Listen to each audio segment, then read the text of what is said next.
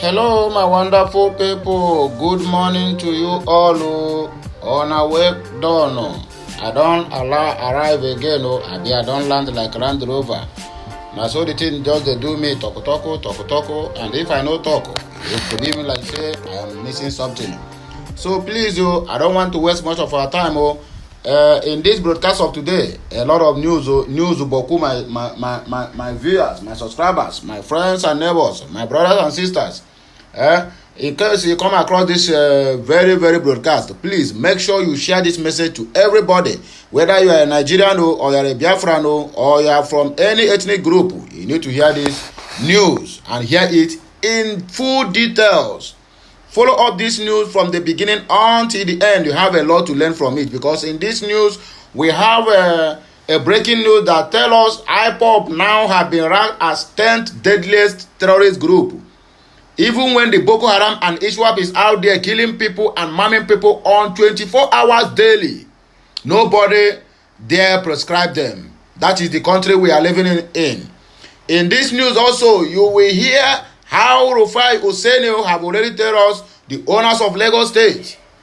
I can also hear that breaking news in this broadcast, as well as you are going to hear what Aloy Ejimako is saying, why Mazi Nnamdi Kanu have been refused freedom from the DSS custody. At that same news, you are going to hear what IPOB told DSS, because DSS have debunked the rumor that Mazi Nnamdi Kanu is ill, and they debunked the what, and they are out there to prove them what, they prove them wrong, that if they doubt them, they should allow them to send doctors to go and examine Mazi Nnamdi Kanu.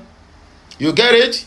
In this same news, you are going to hear another breaking news where the Abia Obedience are warning their primary candidate, principal candidate, will be Peter Obi, telling him not to go to Abia State, to cancel any trip or whatsoever, that it is a setup. You get the point now? In this same news, you are going to also hear a breaking news. This one is coming from this our retired lawyer, where his name be Dele Farotimi. He said, God forbid that Tinubu will be sworn in as president. Imagine what will happen to us. So that is to the Nigerians who are not into gangsterism, whatever they call it, or aboroism. Yes, if you are not into gangster, you are not into aboro, you will find it very difficult to do what, to cope with this present government that is about to take over the country, if the people allow them. Because now we are not calling about God or gods, because it seems like the gods have forsaken the land. They have left the land to their fate. Let whatever they like do to them. You understand? In this same news, Reverend Father Ejike Mbaka have scheduled a meeting to go and do what? To go and rub minds with the Turumbu, the president-elect of the APC, because he's not the president-elect for Nigeria, but the president-elect of the All Progressive Congress, on the release of Mazi Nnamdi Kanu. All this news, you can find them on nigerianews.com or Vanguard. You can also go to Guardian newspaper or Daily Trust, Punch as well. You will find all this news in clear, in black and white, and you are going to read everything as it is. So my good people, now here we're going to start our news. You get the point now? We're about to take off now. So please, tighten your seatbelt, and grab your popcorn, because this news of today, it will be hello, because a lot of blockbusters are here and a lot of wisdom to be attracted from it. So if you are never subscribed to my channel, this is the right time to do that. Please hit that subscription button, and if this is your first time to join this family, I welcome you in the mighty name of Chukwuka for joining the family. And make sure that you do what? You subscribe, because subscription is free. You are not paying any money to subscribe. You are not paying any money to do what? To turn on the notification button, so that you will be first to be notified each time I go live or post something new on this Obonga channel, where we speak to you the undiluted truth and nothing but the truth. We don't give a propagandous news, and we don't paint words. We go straight to the point. So whatever you hear from this very platform, be rest assured that you hear it from the right source. You get the point now? So my good people, let us move on. We move. IPOB ranked world 10 deadliest terrorist group. All this one is happening in Nigeria. But the people, the ones who are terrorists, they are being romancing body with what? With the federal government of Nigeria. I never see where IPOB carry any deadly attack. I never see where they go and massacre a complete church. I never see where they go and massacre a complete community. This is Nigeria. Ethnic bigots and religious bigots and ethnic sentiments and differences is what kept Nigeria the way it is now. And believe me, this country can never, I repeat myself, can never ever go forward with this kind of mindset of people that they call them the elites who are ruling this country. Choosing one sect or one part of the country to name a terrorist group, whereby the most dangerous terrorist group they are being given seats in Asorok and other government offices. That is the country. I blame the UK, and they will never see anything good as long as this life is concerned. Imagine what do they call it? The special envoy or whatever they call it, High Commission to Nigeria, Catherine Liang or whatever they call it, Katrina Liang, telling us that we should be proud of 2023 general election. And I ask again, what can we be proud of? They are the problem we are having in Nigeria at the present time. They are the problem we are having in the Biafra land. They are the problem we are having in the Odua nation. Imagine coming, even I have already go to, okay, if this election was free and fair and we should be proud of it, what stops from Joe Biden, the president of the United States of America, to congratulate Tinubu? Other dignitaries, we're supposed to congratulate them.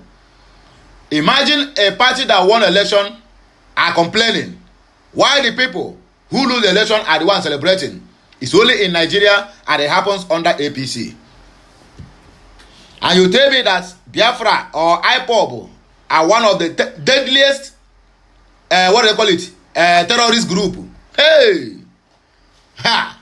This one, anyway, let us go straight into the news to know exactly how and why. The 2023 Global Terrorism Index, published by the Institute for Economics and Peace, IEP, this one UK and US as well, has seen the indigenous people of Biafra, IPOB, ranked as the 10th deadliest terror group in the world. In the details released by the independent and non-profit think tank, IPOB is said to be responsible for 40 attacks and 57 deaths in 2022. 40 attacks and 57 deaths in 2022. Only in Kaduna alone, Southern Kaduna alone, Boko Haram attacked, only one night, they killed over 45 people. They are not ranked as a terrorist group.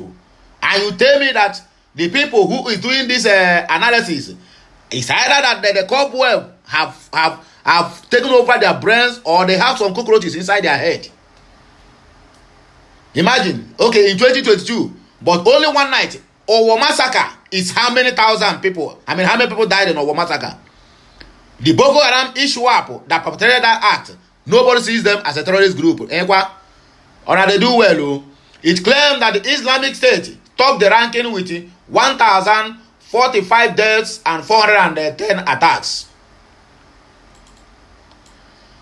Al-Shabaab ranked next with 784 deaths and 315 attacks, while Islamic State, Khorasan province, ISK recorded 498 deaths and 141 attacks. Jamaat Nasrat al-Islam wal Muslim, 279 deaths and 77 attacks. Bloc and Liberation Army, 233 deaths and 30 attacks.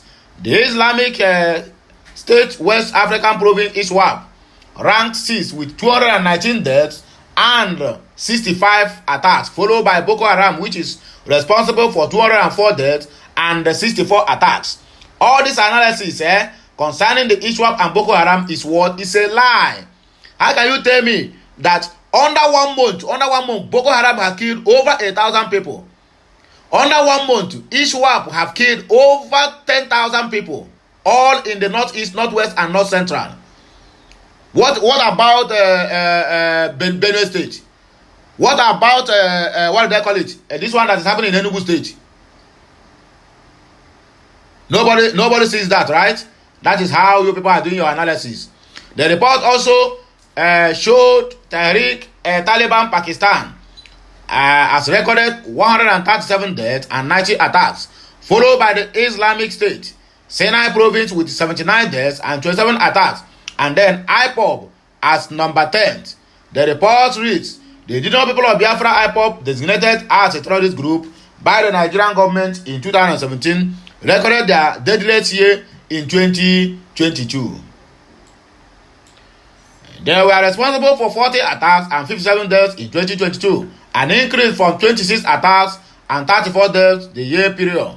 IPOB is a separatist movement with many factions, many of which are seeking a peaceful succession from Nigeria.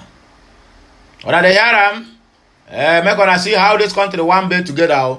Send the doctor. This one, the issue of Mazi Nnamdi Kanu, for the DSS to know that IPOB are not lying. They said, send a doctor to him to confirm if we are lying, because IPOB has slammed DSS over the recent argument that the Mazi Nnamdi Kanu is not sick, according to them.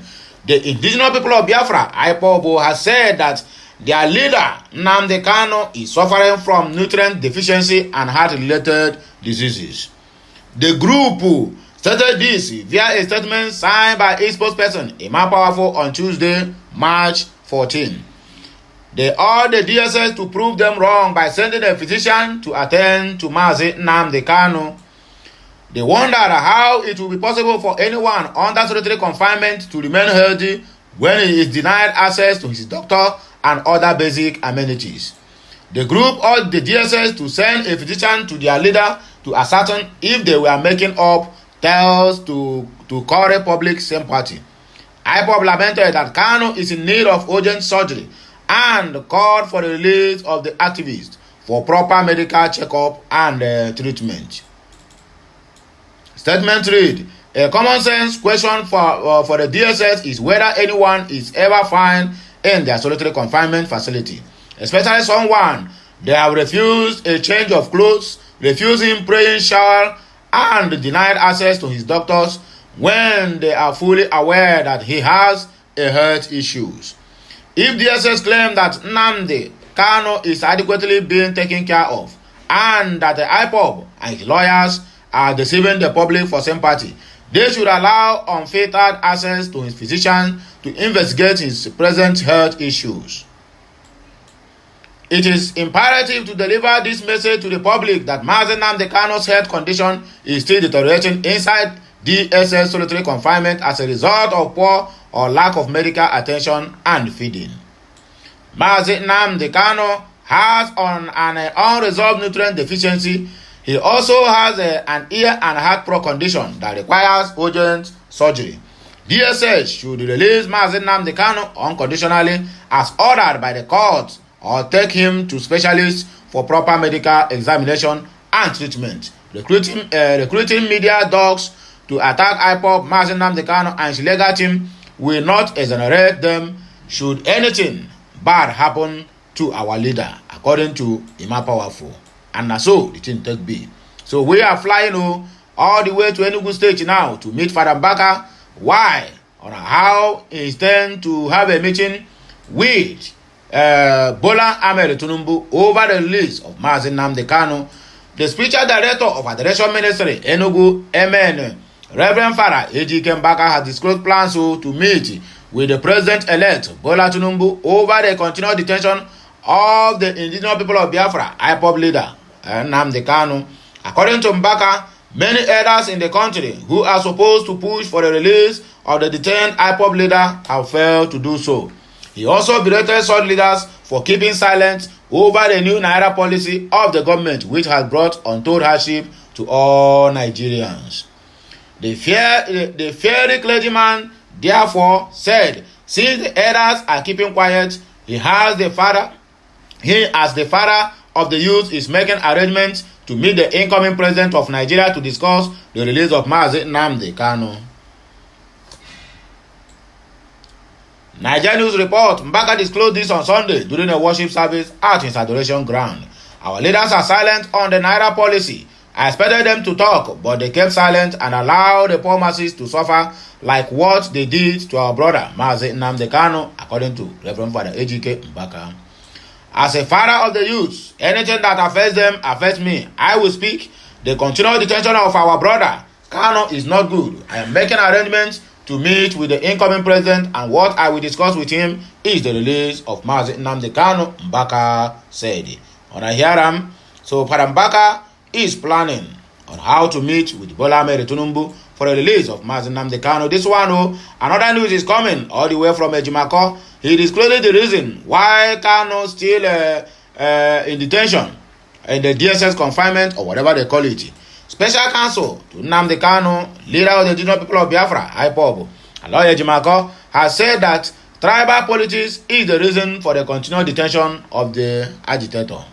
Speaking via a tweet, Ejimako argued that tribal politics will end up tearing the country apart. Quoting former President of the United States, Barack Obama, the lawyer noted that politics based on tribe and ethnicity will eventually destroy a country. He stated that politics holding down Kanu is not based on law but on tribe. He wrote, "A politics that is based on tribe and ethnicity is doomed to tear a country apart." This one is coming from Barack Obama. The continued detention of Mazi Nnamdi Kanu is not based on law but on the same politics of tribe that will surely tear up Nigeria sooner than later. You can't have it both ways. Never, according to Aloy Ejimako. Kanu had remained in detention since he was arrested in Kenya and repatriated to Nigeria. He was arrested over his detention for segregation and actualization of Biafra. This one, na so on a take CMO, and this one, na so Aloy Ejimako take talk am. God forbid Tinubu is sworn in as president. Imagine what will happen to us, because then there will be no freedom of speech. That is when you will know the real truth about autocracy, the autocratic government, whereby it is the government by the same people who make the laws and who never obey the laws. And that's all the thing take be. So let us see why Deadliest Terrorist made this kind of statement, and it happened on Arise TV News. A human rights activist and lawyer, Deadliest Terrorist, has expressed worry over the president-elect Bola Tinubu being sworn in as the president of the Federal Republic of Nigeria. The lawyer, while calling on Lagosians to come out en masse and exercise their voting rights, insisted that it will be a great calamity if Tinubu is in charge of Abuja and Lagos State. Speaking on Wednesday during an interview with Arise TV, Farotimi said that God forbid Tinubu, whom he described as INEC Select, is sworn in as a president of the Federal Republic of Nigeria. The lawyer alleged that criminal gangs had been legalized in Lagos, fearing the unthinkable would happen if Tinubu is installed as president of Nigeria. In his speech, and I quote, "Freedom is a choice. Freedom is completely a choice. It is up to the individual to decide whether they want to live or whether they want to exist." This one is the two strong words, and I will explain to you later. I would rather die standing up for what I believe to be the truth than live to reap to a ripe old age, devoid of capacity to speak the truth, he said. Farotimi added, "Now, having spoken the truth, it must go beyond that. What is the effect of abandoning the electoral processes this Saturday? I must speak directly to the camera and tell you all you will be doing is validating your own enslavement, so that at the end of the day, the entire purpose of them going around to bomb markets, the entire purpose of them bringing this ethnic hatred, the entire purpose of them attacking you and using threat is to keep you away from exercising from the pool they had once told you was useless. Because you have now discovered your vote is not useless. They are afraid if you come out to exercise your franchise, they are feeding through their pot of soup. You get the point now, eh? Are you understanding what the Farotimi is trying to say? Do you understand it? They are going to break it. Understand? But without breaking that pot of soup, how do you free yourself? God forbid that the INEC select president is sworn in. But imagine that that man is enclosed in Abuja and Lagos is still in their pockets. Imagine what will happen to us with criminal gangs already legalized in Lagos State. We might as well give up and know that all of us will go and join mushroom pickings, urchins in his motor park, because that is the reality of life. Therefore, to me, you make a vital point here, and that is what people are not saying, but you are saying it even from afar. My dear, you will live long. 2023, Rufai Hussaini of Arise TV have come out to tell us the real owners of Lagos State. Rufai Hussaini reveals real owners of Lagos, says that Lagos State is not for Yorubas. Broadcast journalist and a news presenter, Rufai Hussaini has weighed in on the ongoing tribal arguments amongst Lagosians over the ownership of Lagos State. The journalist shared in the conversation days after some politicians in Lagos State alleged that there is an agenda by the Igbo ethnic group to take Lagos from Yorubas. They further pushed the narrative that Igbos, through the Labour Party candidate Badebo Rose Vivo, want to take over Lagos. However, in a tweet on Wednesday, March 15, Hussaini said Lagos was a British colony until it was ceded to a Lagos monarch. He went on to state that some of the developments in the state were made by the British. He also shared a photo showing the treaty cessation document between the then British government and Oba Dosumu. Hussaini refused to acknowledge the position that Lagos is no man's land, or that it is a Yoruba land. Make una dey hear am o, people wey dey do argument. He wrote, "This land called Lagos was owned by the British for over 99 good years, from 1861 to 1960. Most of the initial development was done by the British.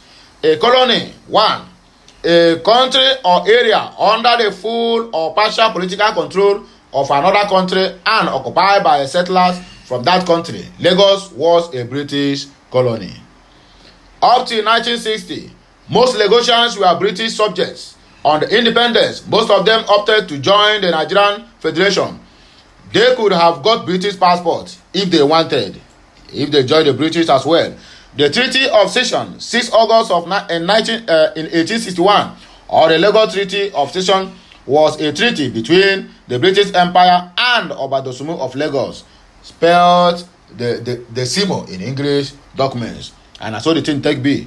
And I hear them, people we come out now, you don't say your ancestral land finish.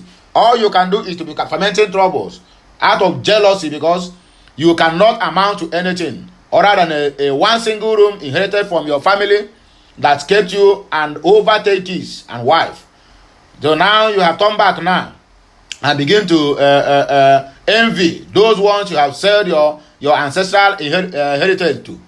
It is not possible and it is not done. Not that the Igbos are there to occupy or take anything or any land from anybody, but let them have the freedom to do their business. After all, the development there is being brought by them in some ways, or not all. So do not misquote me.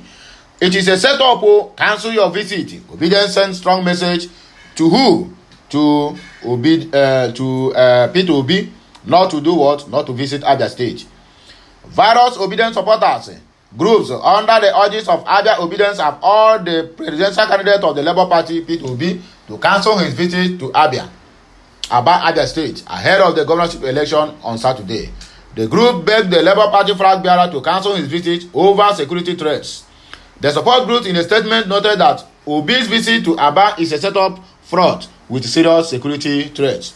The group comprises of Peter Obi Grassroots Movement, POGM, Obedience Across Parties Alliance, Peter Obi Support Movement, Women for Peter Obi Alliance, Obedience Abia Youth Forum, Abia Obedience Vanguard, Peter Obi National Movement, Abia Obedience Student Forum, Abia Obedience Traders Association, and Abia Obedience Youth Alliance. All this one it comprises. Now them they say, oh, make you no come, make you no come. These people are planning to do something to you.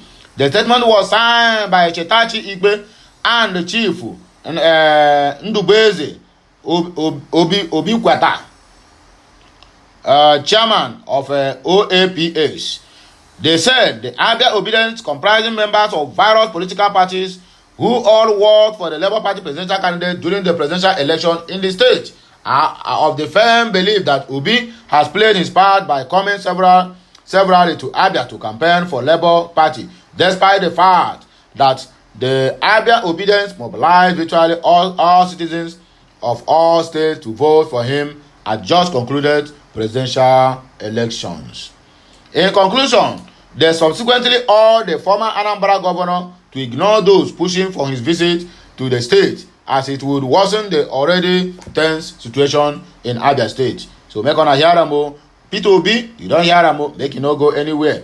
If you can hear to your, or if you can listen to what do they call it, to your supporters, they say make you no put your hand, because it will going to worsen the security situation, knowing fully well that APC and PDP want to take over that stage. So going there again as a visit is going to worsen their security situation. So you have to hearken to the voice of your supporters and do what? And do the needful. Last year but not the least, let us use this one as a round-up story to this early morning broadcast of Thursday. P2B visit House on the Rock Pastor Paul Adefarasin over his mother's death. This one is causing chaos also on the social media. The presidential candidate of Labour Party, P2B, has visited the founder of a House on the Rock Church, Paul Adefarasin, following the death of his mother, Hilda Adefarasin. Nigeria report that the nurse and the women's rights activist, Miss Adefarasin Nne Patigrave, died on Sunday, January 5. The former president of the National Council of Women Societies was aged 98. She died at a very old age. Announcing the news, Adefarasin via his Instagram some couple of weeks ago wrote, "As we reflect with gratitude over the illustrious life of service led by Miss Hilda Joanne Adefarasin, as she parented her children, doted over her husband, and impacted generations and communities, we are reminded of her unwavering love for our Lord Jesus Christ." According to him, we covet your prayers and ask that you do allow us these initial days to grieve privately. Obsequies, venue for condolences, visit and visiting hours will be announced soon. The clergy posts on the Instagram, on his Instagram handle. So on Ahiramo, and to round it up, he says, sharing photos from the visit on his Twitter handle, the former Anambra State governor commiserated with the Adefarasins, saying, "Today I paid a condolence visit to Pastor at Paul Adefarasin on the demise of his mother, Miss Hilda Adefarasin. May God grant her eternal rest and her family the fortitude to bear this loss." And so the chain take be. So my good people, now here we go carry our kaya say, now go with the go so. In case you never subscribe to my channel, please endeavor to do that as soon as possible. And make sure you turn on the notification button so that you'll be notified each time we go live or we post something new on this channel or another channel that is related to Okute Daily Talk. I still remain your one and only Okute from this Obonga channel, where truth is the business we trade on daily basis. So my good people, make on an enjoy on a day, because na go I dey go so. Make on have a nice day. May the Almighty bless us the Father, bless us the Son, and bless us the Holy Spirit. The 4 market days that represent the 4 corners of the earth, aka Ore, Afo, and Onkwo, and so shall it be. I'm not gonna buy for now. Okay, Messiano.